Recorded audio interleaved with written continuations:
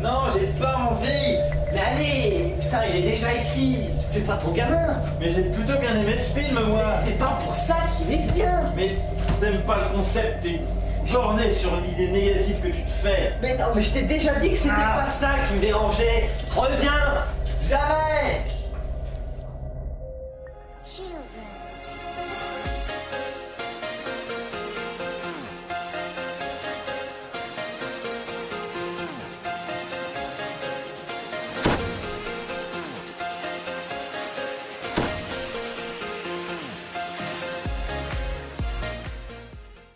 Bonjour à tous. Aujourd'hui nous allons parler du film The Devil Chair réalisé en 2007 par Andrew Howard. Je ne suis pas d'accord. Il était une fois. Il était une fois. C'est ça. Il était une fois. Ok. Je vais aller droit au but. Alors déjà, le film traduit en français ça donne quand même La chaise du mal. Et je sais pas pourquoi, mais ça envoie dans ma tête une drôle d'image.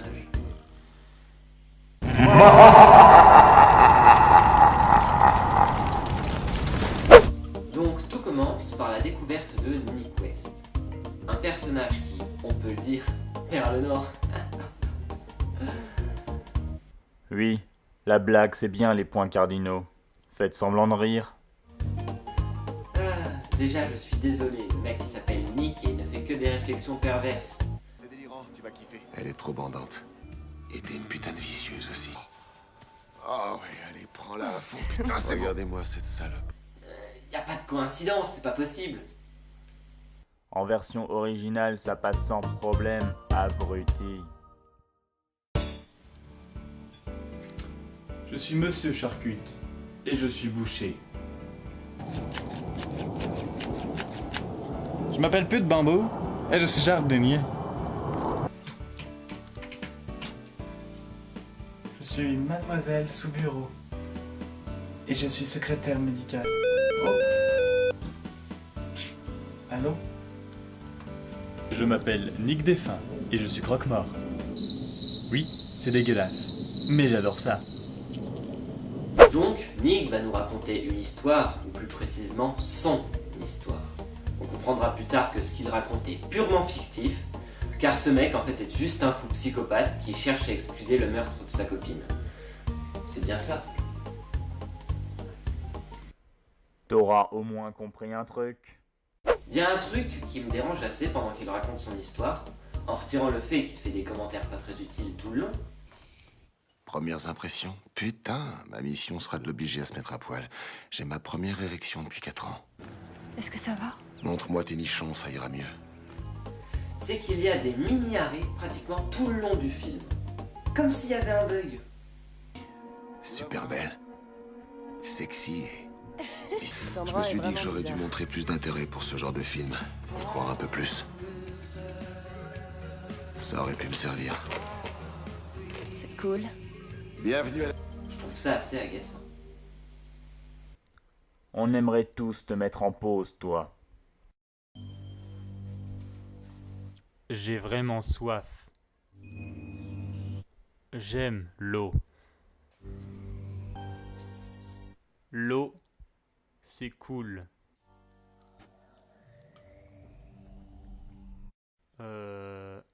Glou glou glou. Peu après avoir été libéré de l'asile dans lequel il fut enfermé, il se fait prendre dans une voiture qui doit l'amener voir quelqu'un. Il en profite pour regarder ses affaires et redécouvre son portefeuille dans lequel se trouve la photo de sa défunte épouse.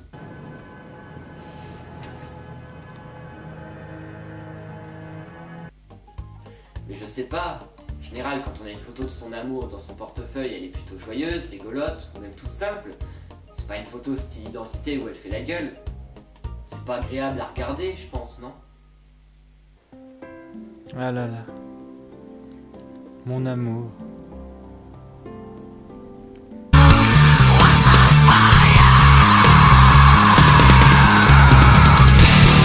Je n'aime personne. On va donc ensuite faire connaissance avec les 4 autres personnages, sauvagement caricaturés par le narrateur psychopathe. Il y a donc le professeur à la barbe et à la voix du père Fouras, avec sa secrétaire salope ultra sexy et provocatrice, une jeune blonde à l'air studieuse et innocente, et enfin le gros beauf du coin. Le dernier te ressemble, sombre andouille doté de paroles. Autant les autres sont stupides et chiants parce que le fou les imagine comme ça, ok. Mais le dernier, lui, soit fait n'importe quoi, soit subit un script très défaillant. Et c'est reparti. C'est ton cerveau qui est défaillant, mon pauvre ami. Par exemple ici, On devrait peut-être le suivre. Mon caméscope est chargé. Professeur Willard, on pourrait le suivre et noter ses réactions. Allez-y. ok, bah si tu dis que tu le suis, ne pars pas dans l'autre sens, abruti. Et à 3, on fait la cour jusqu'à l'arbre là-bas. T'es prêt? 1, 2, 3. Gagné!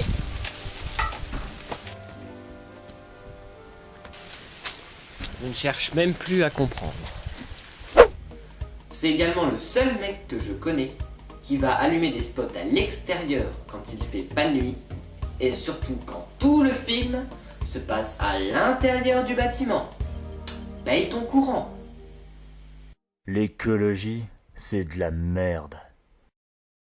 Bon, tu viens, il fait beau dehors, on n'a qu'à sortir. Ok, attends.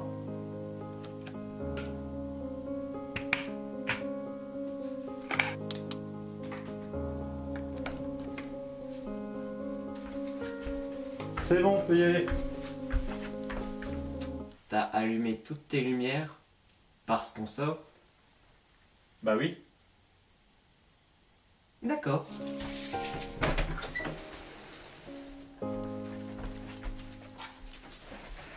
Et pour finir avec lui, je pense qu'il n'a jamais dû lire le mode d'emploi de sa caméra. Parce que tout le monde sait que quand on est dans une pièce plutôt éclairée, ça sert à rien de filmer en infrarouge. Même si c'est vrai que ça permet d'avoir un rendu plus net. Mais dans ce cas-là, t'as autant éclairé le professeur au lieu de mettre des spots dehors qui ne servent à rien. La technologie sera notre perte de toute façon, mais il faut malgré tout se méfier des objets d'époque. Voilà, sur les autres personnages, je peux pas dire grand chose étant donné que tout est fait exprès vu que le mec est flou. Bien fait pour ta gueule. Sauf peut-être un détail sur la jeune blonde. Et merde. L'accessoiriste du film a décidé de fournir à cette jeune femme des lunettes de vue pour sûrement accentuer le côté intellectuel de la blonde. Sauf qu'elle les garde sur la tête pendant tout le film. Donc ça ne sert à rien. C'est comme porter un kawaii dans un film qui se passe en Afrique. C'est comme si moi je m'amusais à avoir un chapeau dans les mains pendant un Sadix critique. Ça n'aurait aucun intérêt. J'y crois pas. Il a gardé en main un chapeau pendant 10 minutes pour pouvoir faire sa blague de merde qui a duré 10 secondes. Le seul petit moment où l'accessoiriste lui dit de mettre ses lunettes, il trouve le moyen de nous faire un faux raccord. Donc retenez une chose, si vous voulez faire un film, ne mettez que des accessoires nécessaires. Donc ensuite le film évolue.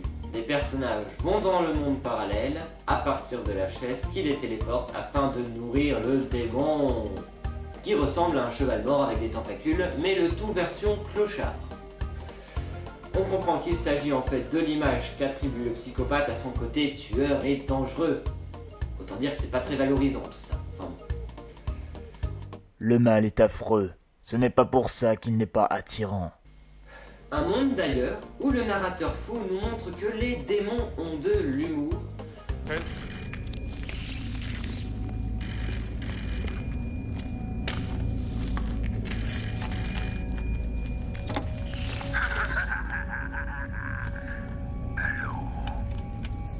Allô? Salut, matelot. Je sais pas.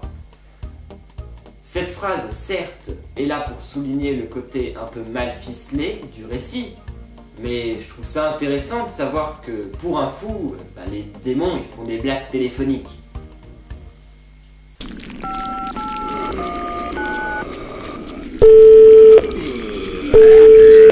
Allô, Monsieur Lapin. Bon.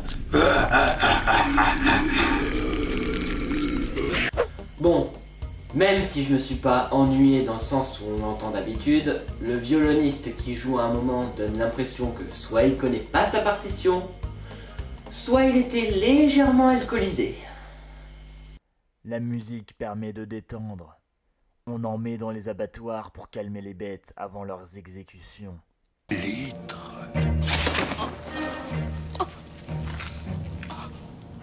fait? Je suis désolé. Je me dois de rassasier le démon.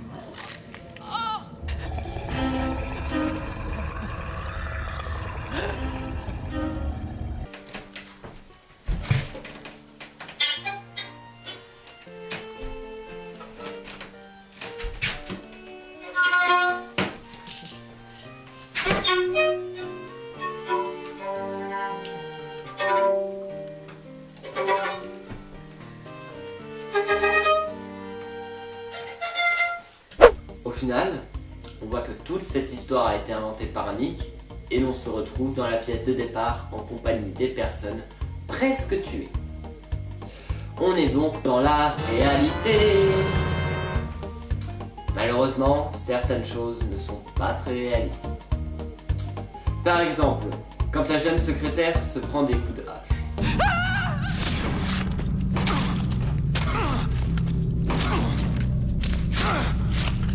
Je suis désolé, mais pour quelqu'un qui vient de se prendre une dizaine de coups, elle est pratiquement dans le même état qu'au départ. Une fenêtre, ça me permet de respirer un peu. Non, Steven! Non!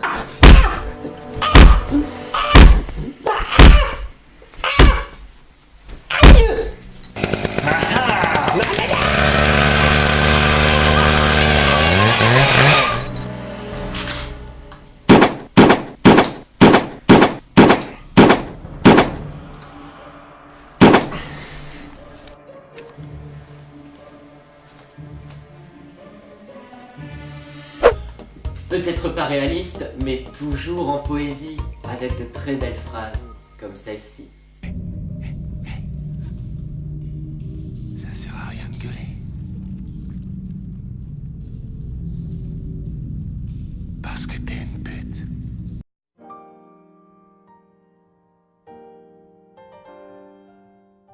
Et on peut ici voir qu'une blonde, que ça soit dans la tête d'un tueur ou dans la réalité, ça reste débile, car on le sait, quand on veut se cacher, on ne fait pas de bruit. Mais elle gueule.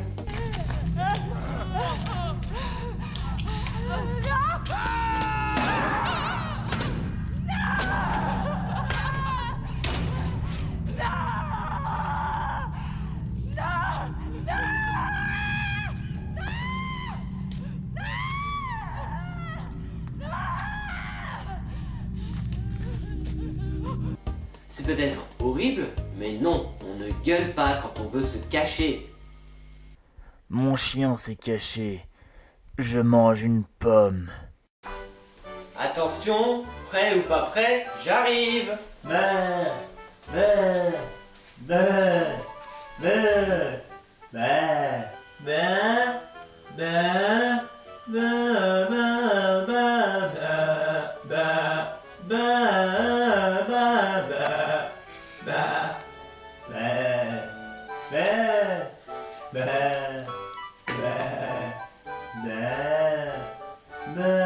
Je ne cherche même plus à comprendre. Au final, il tue tout le monde et décide de se barrer vers une destination inconnue, sûrement pour commettre de nouveaux crimes. Donc c'est plutôt un bon film pour les adeptes de psychologie et ayant un esprit très ouvert, mais un film plutôt agaçant pour les gens qui, comme moi, n'aiment pas qu'on ait besoin de donner des excuses bidons pour excuser les conneries d'un film. Bon, ça va, toi t'es pas mort.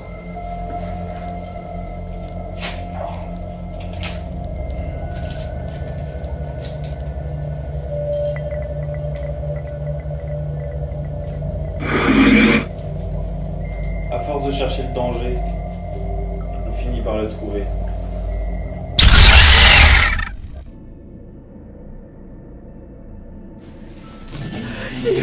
Pitié, à l'aide!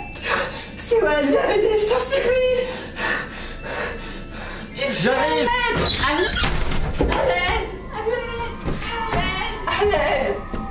l'aide. Je vous en supplie. Pitié, laissez-moi.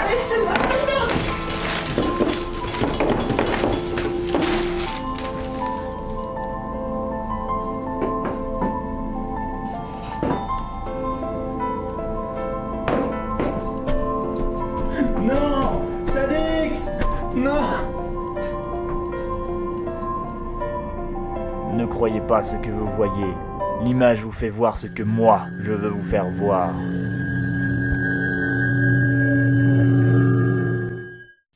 Surpris? Je suis peut-être un meurtrier, mais vous n'avez rien fait pour m'arrêter. Vous avez fait le choix de regarder cette vidéo jusqu'au bout. Vous aimez voir un film se faire critiquer dans une vidéo.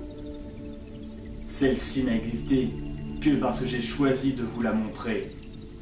C'est votre animal. C'est une plante verte qui court.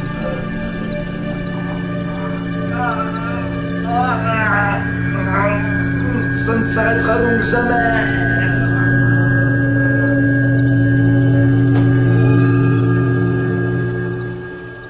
Non, je le ferai pas. Oh, fais pas ça! Tu ne feras rien à ce DVD. Arrête! C'est juste un DVD. Stop! Stop! Stop! Voilà. Jette-moi ça. Putain, t'es vraiment trop dans ton monde, toi. Faut vraiment revenir un peu à la réalité. La réalité? Quelle réalité?